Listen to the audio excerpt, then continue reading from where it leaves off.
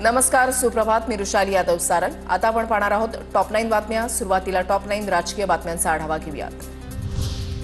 माणिकराव कोकाटेंचं वर्तन भूषणावह नाही. विधानभवनामध्ये गांभीर्यानं बसणं गरजेचं. सभागृहात रमी खेळतानाच्या कोकाटेंच्या व्हिडिओवरून मुख्यमंत्री फडणवीसांची तीव्र नाराजी. माणिकराव कोकाटे आज सकाळी 10 वाजता पत्रकार परिषद घेणार. आरोपांवर कोकाटे काय बोलणार याकडे सर्वांचं लक्ष.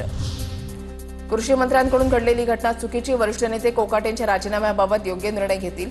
माणिकराव कोकाटे यांचा रमी खेळतानाचा व्हिडिओ व्हायरल झाल्यानंतर सुनील तटकरेंनी सुनावलं. माणिकराव कोकाटे क्लबमध्ये गेले नाही. ते आपल्या मोबाईलमध्ये बघत होते, पण त्याला प्रसिद्धी दिली. मंत्री हसन मुश्रीफांकडून कोकाटेंची पाठराखण. विजय घाडगेंवरील मारहाणीनंतर सूरज चव्हाण यांचा राजीनामा घेतला. पक्षाच्या मूल्यांच्या विरोधातील वर्तन खपवून घेणार नाही. कठोर निर्णय घेतला. अजित पवारांचं ट्विट. लातूर मारहाण प्रकरणामध्ये तटकरेंनाही आरोपी करा. मनोज सरांगींची मागणी. मारहाणीमध्ये विजय घाडगेंना डोळ्याला दुखापत झाली आहे. मोठ्या माशाला वाचवण्यासाठी छोट्या माशाचा बळी. दादा कोकाटेंचा राजीनामा घेण्याचा मोठेपणा दाखवणार का? सूरज चव्हाणांच्या राजीनाम्याच्या आदेशावर रोहिणी खडसेंचा सवाल.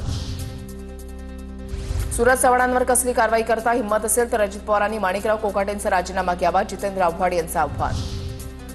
मंत्री हसन मुश्रीफ कोल्हापूर जिल्हा मध्यवर्ती बँकेचं अध्यक्षपद सोडण्याची तयारीत. सांगलीमधील कार्यक्रमात सुतवाच. एकाच घरात जिल्ह्याची पदं नकोत. मंत्री हसन मुश्रीफ यांची भूमिका.